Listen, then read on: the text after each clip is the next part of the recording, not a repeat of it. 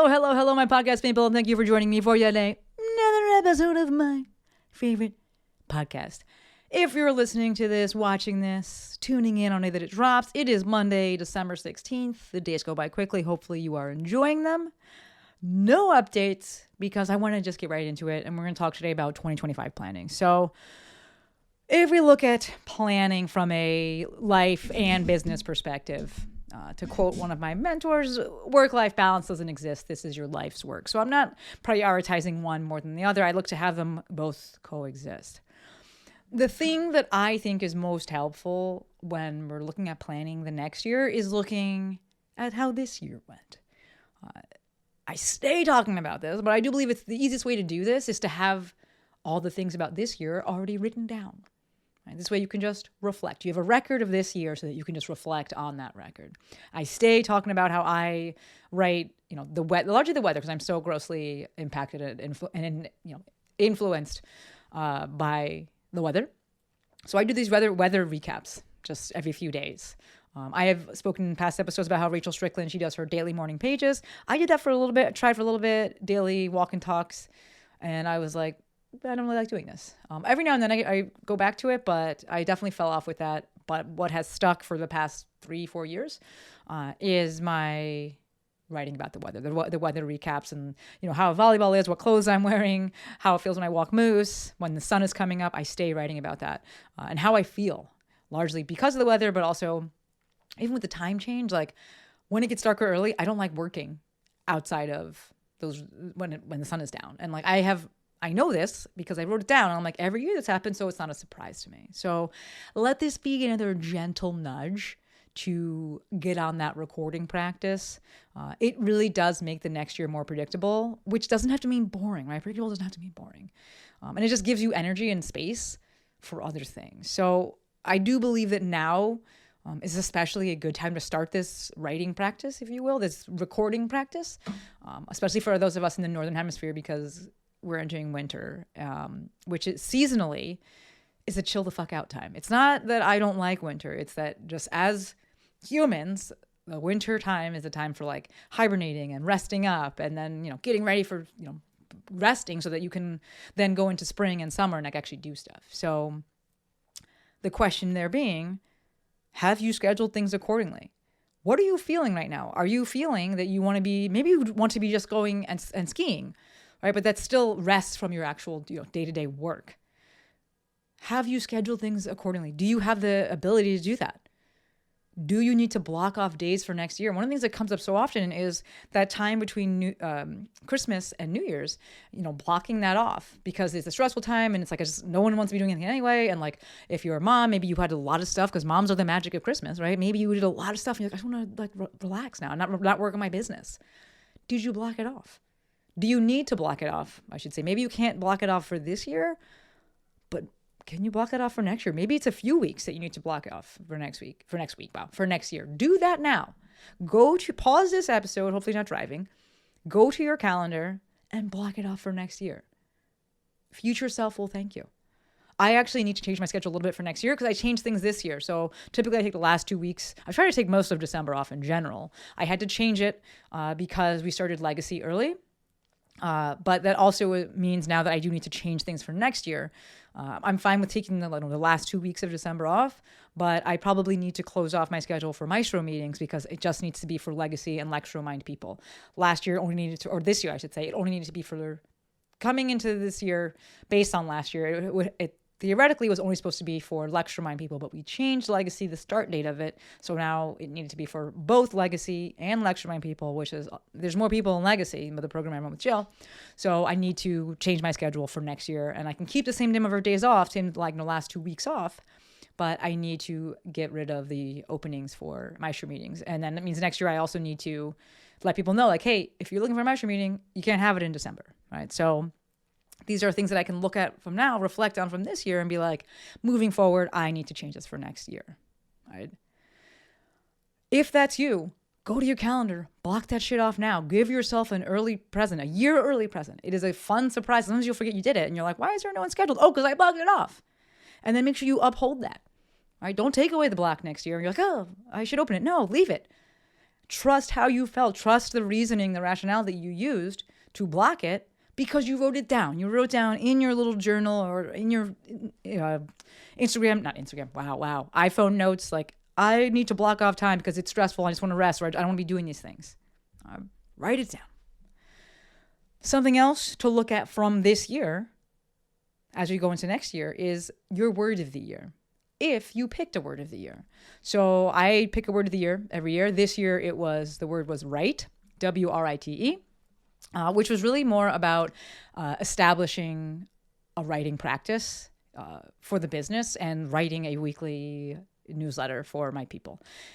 And this way, when in doubt, when fatigued, when given the option, I would choose to write and not let that fall to the wayside, which is exactly what I did. I chose to write. I have slacked on social and just haven't been posting as much, but I'm still writing every week. Actually, after I'm done recording this, I'm going to go write that email for tomorrow.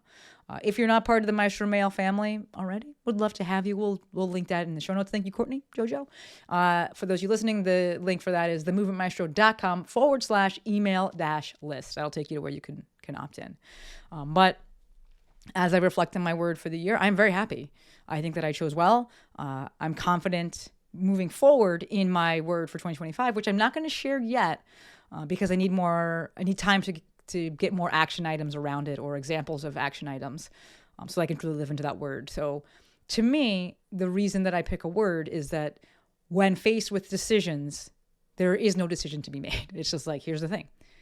All right. So when it came to writing, this way, when faced with should I do an Instagram post or should I write this email? Should I go to volleyball or write this email? Should I do this part of work or should I write? I made a decision going in. The answer is writing.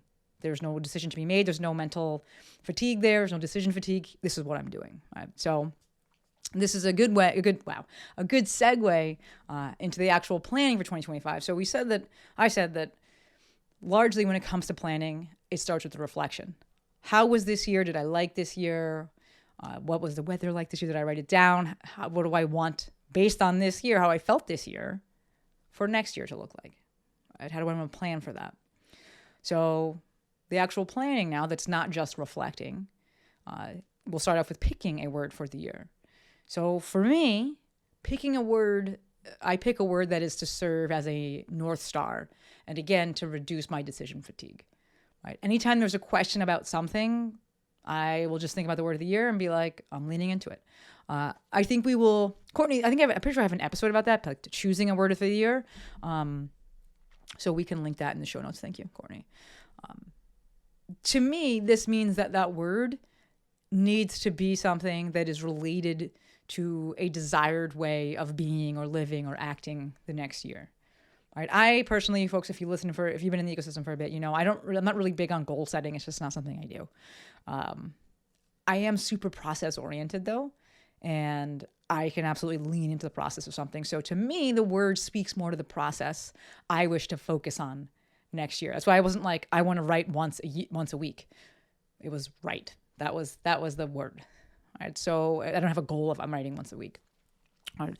So I choose a word based on the process I want to focus on for that year, with the belief that if I follow that process, choose that process, lean into that process, adopt that process, really go all in on that process, it'll lead to me accomplishing whatever goals it is that I'm meant to achieve.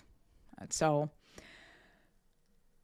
I will, with that in mind, also encourage you, pick one word. People fight me on this, and it's like, fine, autonomy is sexy, do whatever you want, but the goal to me is to reduce decision fatigue. And if I have two words, then it's kind of like, well, I could pick either word in the situation, and I got to pick which word it is that I want to lean more into. So as I approach the word and why I use it and how I want it to, what I want it to serve as, this is why one to me is better. If I'm going to use it as a North Star, I can't have one that's like north and one is in the south. And I'm like, well, where am I going? So I will encourage one word, and I like for it to be a verb as well, but autonomy is sexy. Right. As it relates to actually planning the year, y'all already know I love me a big calendar. I actually got a different one for 2025 than I usually get because I wanted it to have a fun background. Like I usually get the At a Glimpse calendar, and it's usually just like, typical colors on the outside. It was like 2 feet by 3 feet. I don't know, some dimensions like that. So it's big. And they're like dry erase, and you can write the things on there, and I use different markers and such. But this year I got one that's like a beach background, and I was like, I like that. So that actually came today. I'll probably spend maybe next week or something like that actually writing the things out on it. Things to note here. I hate a full calendar. Mine is not full. I'm looking at it over here, the one from this year. Like, I think that when I want to say this because I think that when I talk about having this big calendar, people are automatically like, I got to fill it out. I got to have every day. And I'm like, that is incredibly stressful to me. That sounds incredibly stressful. Have every day filled with I hate having things on my calendar, but I need to know when things are happening, right? So that is what I'm going to use the calendar for. All right. Second part here is the both and of being present and also being prepared. This episode is coming out December 16th, right? There's no right or wrong for planning, but like you don't need to do it in August. Like if that's you and you're like, I want to be so prepared and like looking to the future. Okay. For me, I'm just like, I'm living these days and it's fine. And like, I will at the end of the year plan for the next year. I'm a big person, big on routine. So I already know largely what next year's going to look like, which is why I have no like pressure to do it earlier. I just want to put it out there that it's okay to plan in December 16th for next year. It's not like, oh my God, I'm so far behind. Like it's fine.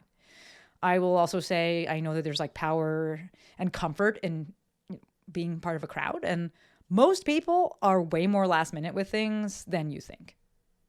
You're not the only one. Okay. And that's fine because it's honestly really not last minute. It's that other shit was more important and needs to be done. And now you come to the time where this thing is important. You have the time and the capacity for it. And so you're going to do that, right? Which is oftentimes December. I got a bunch of people scheduling Maestro meetings with me in December. And I get it. It's because like I told them in August to do this because I was like, it's going to get full. And people didn't do it because it wasn't as much of a priority. I get that. So as I plan for next year, I will do the same thing and be like, hey, these dates are actually closed. And then people will just have to wait. And that's totally fine. Because what's more important to me is that I have the capacity to show up for my people. I don't feel stressed out with things. And, their timing will work out for them and we'll work together in January and everything will be fine. So this is something, again, that I'm like noting and I'm like, I'm going to adjust my schedule for next year. If as I'm saying this is resonating with you, do the same thing for your schedule. Right? So when it comes to planning out the next year and managing your time and scheduling your time, to me, one of the most important things is actually looking at your week, right? I batch my week via energy and I haven't changed my days in a long time and I probably won't change them ever. Right? So for those of you who don't know, I believe I have an episode about this as well. Thank you, Courtney. I think it's called How I Schedule My Day, something like that. Thank you, Courtney. You can link that. But the summary of that is that on Mondays, I do these podcast episodes. I write my email for Tuesday, and that's it. On Tuesday, I do my coaching calls and I do my group coaching calls. On Wednesday, I have my financial meeting with myself. I do my Mafia call one of the Wednesdays of the month. I do my Lecture Mind calls one of the month, and I use that day to usually make the content for that call. Thursdays, I'm doing calls. If I'm going to do podcasts or be on a podcast or invite someone on, then I typically do it on Thursday as well. Fridays is typically a kind of chill day for me. Saturday, another chill day for me. Sunday, I do my Mafia work, which is I write another email for that crew, and that goes out every Monday. And so the work that, any work around the Mafia is done on that day. Each day, every day, I'm doing content creation, Instagram stuff. Every day during the week, I'm answering Voxers for my clients. And then on the weekends, as needed, I can do my presentations if I need a little more time to like put a new presentation together. Right? But that's what my week looks like. And it's based on my energy and doing tasks that have the same energy or energetic requirement. Where if I want to be creative, then it's only creative. So Monday is only creative. It's podcast and email. Whereas Tuesday is like I am teaching. I am coaching. So whether I have a group call or I have my one-on-one calls, my brain's in the same space. Wednesday, I'm doing my financial meeting, and not every Wednesday do I have a group coaching call, but a lot of those coaching calls are, those group calls. I'm not necessarily pulling a brand new teaching, so a little bit easier. It's not like some super creative thing. Right? But you see, I'm batching things based on energy. Right? So if you haven't done that with your week yet, I would suggest starting off with that. And then we can zoom out and look at the full entire year. So as it relates to the actual full year and looking at that big calendar, Right?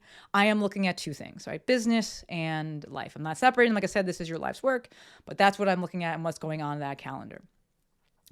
I have talked about in the past something called Profit First for Life. And I think I might make this Thursday's episode that, instead of linking it here, I think I'll probably just put that as the throwback episode because of the kind of the messaging around that. So you can kind of go deeper with that. But Profit First is a financial model that you can use for your own business. And the whole concept is that instead of paying all your bills and expenses and then whatever's left is your profit, you take a profit out first.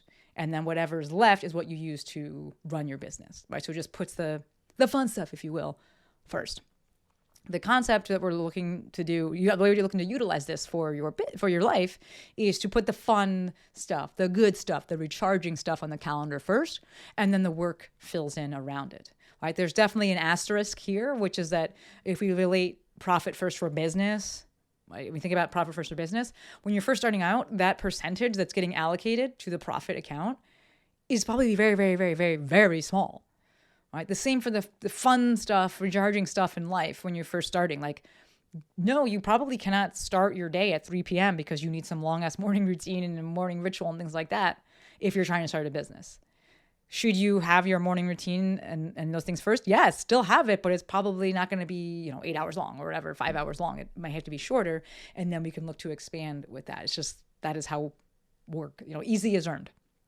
All right, so the concept still remains the same of putting the recharging, the fun stuff on the calendar first, both from an annual and a daily perspective. So if you have, vacation times, like remember we talked about having between Christmas and New Year's, you want to block that off, do that first. If you want to have less work in the summer or you want to do less work in December, then just note that on your calendar and do that first. If you know that you're like, I'm not trying to have a fucking call before 10 o'clock. I don't have coaching calls or anything before 10 o'clock. I can't do it. Then block off your schedule such that you don't start until that time. Okay. From here, we can look to actually fill in the work, quote unquote, work days. So as it relates to your online business, what I coach, Jill and I both coach this, is the first thing that you're going to put on your calendar is what we call your signature offer, right? Your signature offer is the thing that if people don't do anything else with you, they come into your ecosystem, they don't do anything else, they don't buy anything else, this is the thing you want them going into, right? It leads to all the other things that they could go and buy. Like this is your signature thing. You are known for this thing. You can get the most number of people through it. It makes the most sense for them. For me, that's my Instagram intensive. All right, so however many times a year you're going to launch that, typically I don't really suggest launching it more than twice a year, but up to you. So I'm going to put that on my calendar. I do one in the kind of spring-ish, and then I have one time in the fall. Right? Of note, this is not just like one day that's going on a calendar. It's a full-ass launch. So that's usually more like 1 to 2 months that's going to be on the calendar because I'm going to write the end date. I'm going to write each of the call dates. I'm going to write the start date. I'm going to write the public launch dates. That's usually a week for me, 5 days. I'm going to write the waitlist launch, which is going to be another week. And then I'm going to indicate when the anticipation phase needs to start for this thing, when I need to start hyping up my audience. Right? So that's not just one day on the calendar. From there, the next thing I would write on there is any live events. Those are already scheduled for me. So like ones that I'm hosting, which would be for my lecture mind and going to be for legacy. If I'm going to be speaking at anything, typically 2025 speaking events, you would plan them in 2024 and get invited to them. So those will go on the calendar. Perhaps you've made a decision like me where I'm like, I'm not doing any. Jill has talked about this before. She's not doing any this year. And it's like, yeah, I'm good. I don't want to be traveling for things. So nothing, I don't have any of those to put on mine. But if I did, that would be the next thing that I'd put on. The next thing after that would be any kind of flash sales that you're going to be having. Usually this is like holiday sales or birthday sales. Like these are these, kind of shorter 3-4 days that you're going to be doing this thing. That goes on the calendar. From there, you now have space for what I call excitement launches, things that don't require a full launch. You're just going to be talking about them. It's a flash sale. But typically when I think about flash sales for things that are, we've already made, right? Whereas an excitement launch is like, this is new, right? So flash sale, things have already been made. I'm promoting it just for, 3-4 days, something like that. An excitement launch, this is going to be a new thing that I don't have a wait list or anything going for. I'm just like, hey, I'm going to try this thing out. I'm going to sell this thing. And now I see that I have space on my calendar to fit, where the other things are not, right? So again, first it's your signature offer goes on there and all the parts around that. Then it's going to be your live events. Then it would be flash sales, and then it would be anything like an excitement launch. For those of you that are thinking about what we call a pocket launch or next step offers, I typically don't really put them on the calendar that much because I call them a pocket launch or a backdoor launch. Those are things that you're going to offer on the back end of a program that you're already running. So if I was going to offer next steps for my Instagram intensive or next steps for legacy or lecture mind, I don't really put that on the calendar because it's not some forward-facing launch. It's just the people that are already in that container, I'm offering them next steps and they can just continue on. And it's a very simple thing for me to promote. If you were going to expand that and like have a public aspect to it, then yes, that would have to go on the calendar as well. Right?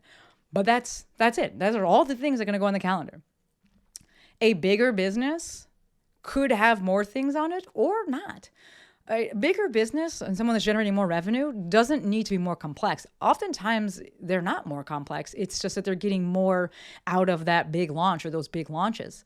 So what's done during that launch time is more complex. There's more steps there, but it doesn't mean it's a longer launch runway or anything like launch period or anything like that. Sometimes it's a shorter launch period where they're actually only selling for like 4 days, but things going into it, maybe they're running a lead magnet going into it, maybe they're running ads, but it's not some super, longer thing by any means. It's just gonna be more moving parts. I will say that time absolutely helps when it comes to planning this out because you already know what's coming. You've already done it a million times. I think back to my rock tape days where by the end of, I did it for 5 years. And by the third, fourth, especially the fifth year, I was able to plan out the entire year for travel because I knew what I did this year, right? And my mentor talked about it all the time, Allison. She instructed me on this, guided me on this based on what my other mentor, Perry Nicholson, was doing. And she was like, this is what Perry does. This is how he sets up his whole year. And I'm like, all right, cool. Then I will do that. But that's based on what this year looked like.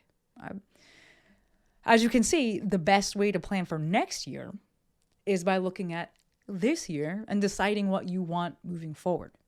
Something to consider and that I would love to hear from you. I know I have calls to action or calls to interaction, a decent amount of the time, but I would really love to hear from you is what do you want to get rid of? Right? We talk about, adding things and doing more, but we know we can only do but so much. Can't only add but so much. And addition by subtraction is a very real thing. And, this is why I led off this discussion, this episode with blocking off your schedule this time of year, right? Taking something away. I'm taking away days next year. As a reminder, next year, I am getting rid of the second episode a week, right? I do 2 episodes a week right now. One of them is a throwback episode. So Thursdays are repeats. I'm going to get rid of that. And we're just going to do new episodes on Mondays. In terms of deciding what to get rid of, it's up to you, as per always. I think, you could get in the weeds and talk about KPIs and be like, what is actually moving the needle the most and get rid of the things that are not. I'm thinking about Annie Miller. She's really into numbers and being like, this is getting us this many leads, this one isn't, this is not worth it. You can also have a feeling from that and being like, is the juice worth the squeeze on this? But you have to put in enough time to get that data.